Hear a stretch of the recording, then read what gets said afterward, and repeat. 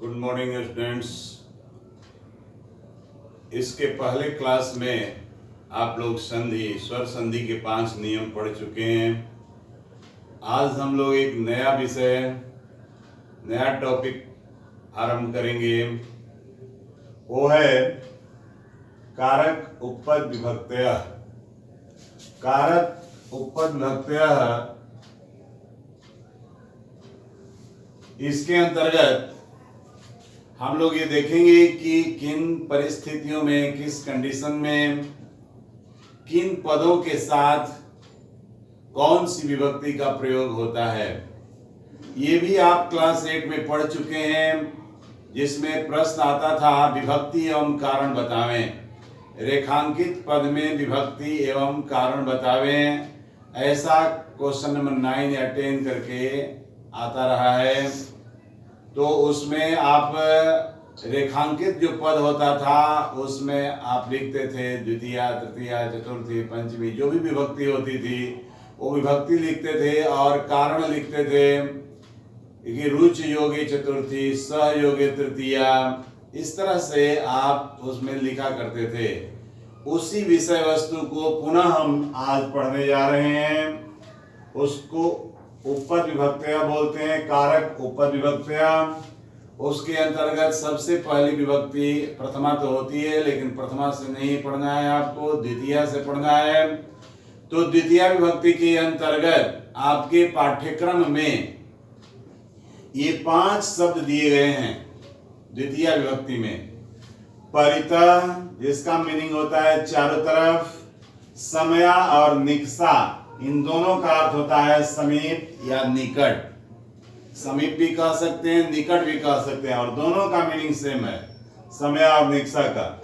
इसके बाद है प्रति। प्रति का अर्थ हो गया की ओर या तरफ, जैसे घर की ओर, घर की तरफ, माँ की ओर, पिता की ओर, विद्यालय की ओर, विद्यालय की तरफ। इसके बाद में है वीणा। वीणा माने हिंदी में जो वीणा ऐसे होता है रहित, जिसको कह सकते हैं और ज्यादा क्लियर समझने के लिए विदाउट। अंग्रेजी का जो विदाउट शब्द है उसको जान सकते हैं। तो ये 5 तरह के शब्द हैं, इसमें पद हैं, और इन 5 पदों को आधार बना करके वाक्य बनाए गए हैं। उस पर आप ध्यान देंगे। पहला जो एग्जाम्पल है परितः का है, जो सबसे पहले परितः आया है। परितः का अर्थ हो गया चारों तरफ। तो हमें एग्जाम्पल देना है कि घर के चारों तरफ वृक्ष हैं। हिंदी में वाक्य हुआ घर के चारों तरफ वृक्ष हैं। बचा अगर ये नहीं आनेगा कि परितः के योग में द्वितीया विभक्ति होती है, तो क्या करेगा, घर में के लगा हुआ है। के लगा है तो कारक चिन्ह के अनुसार के जो है संबंध कारक का चिन्ह है, वो षष्ठी विभक्ति लगा देगा, वो लिख देगा गृहस्य। लेकिन ये उपपद विभक्ति का जो नियम है कह रहा है कि नहीं, चारों तरफ के लिए यदि आप परितः का प्रयोग करते हैं तो उस कंडीशन में यहाँ द्वितीया विभक्ति लगेगी। तो गृह शब्द के द्वितीया विभक्ति में गृहम रूप होता है, और गृहम लिख करके हमने रेखांकित भी कर दिया है आपको समझने के लिए कि विभक्ति यहीं पर लगी हुई है। गृहम परितः वृक्षा सन्ति, घर के चारों तरफ वृक्ष हैं। ठीक उसी प्रकार समया, समया का भी अर्थ हमने लिखा है निकट या समीप। तो विद्यालय के निकट मंदिर है, विद्यालय के समीप मंदिर है, वहां भी विद्यालय में के लगा हुआ है। आपका ध्यान चला जाएगा संबंध कारक यानी षष्ठी विभक्ति की ओर। यदि आप ये नियम नहीं जानते हैं तो वहां भी आप विद्यालय से लिखने लगेंगे, लेकिन विद्यालय से होगा नहीं, क्योंकि यह नियम जो है बता रहा है कि समय का प्रयोग, समय का अर्थ है समीप या निकट, इसके प्रयोग होने पर इसमें द्वितीया विभक्ति होगी। तो विद्यालय शब्द के भी द्वितीया विभक्ति में विद्यालयम हुआ। विद्यालयम समया मंदिरम अस्ति, विद्यालय के निकट या विद्यालय के समीप मंदिर है। ठीक उसी प्रकार निकषा, निकषा का भी अर्थ हमने बताया है समीप या निकट।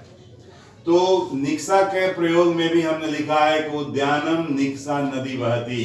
अगर हम हिंदी नहीं जाने तो हिंदी में इसका करेंगे उसके निकट, उद्यान के निकट नदी बहती है।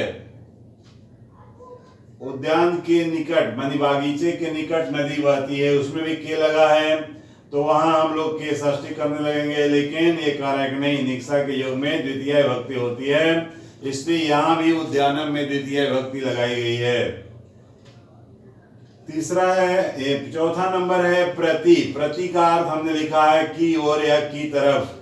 जैसे बालक माँ की ओर जाता है, माँ की तरफ जाता है, तो बालका मातरम प्रति, मातृ शब्द के द्वितीय एक वचन में रूप होगा मातरम।